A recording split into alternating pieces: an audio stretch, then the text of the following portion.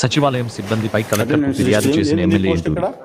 గుడ్లూరు మండలం మోచర్ సచివాలయాన్ని ఆకస్మికంగా తనిఖీ చేసిన ఎమ్మెల్యే. సచివాలయంలో 11 మంది సిబ్బందికి డ్యూటీలో ఒక్కరు ఉండటంతో ఆగ్రహం. కందుకూరు నియోజకవర్గంలోని గుడ్లూరు మండలం మోచర్ల గ్రామ సచివాలయంలో 11 మంది సిబ్బంది పనిచేస్తుండగా శుక్రవారం ఒక్కరు మాత్రమే డ్యూటీలో ఉన్నారు. మిగతా 10 మంది ఉదయాన్నే రిజిస్టర్లో సంతకాలు చేసి వెళ్లిపోయారు.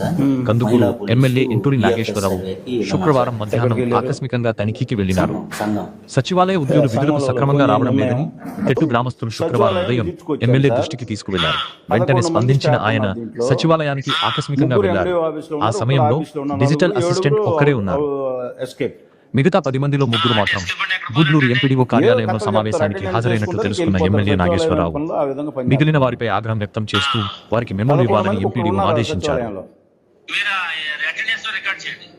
నేను రాస్తున్నాను సార్, రాసి మీకు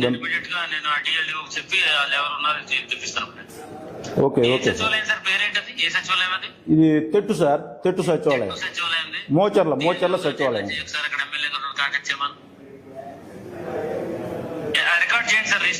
okay okay sir, okay thank you sir. Note చేయరా.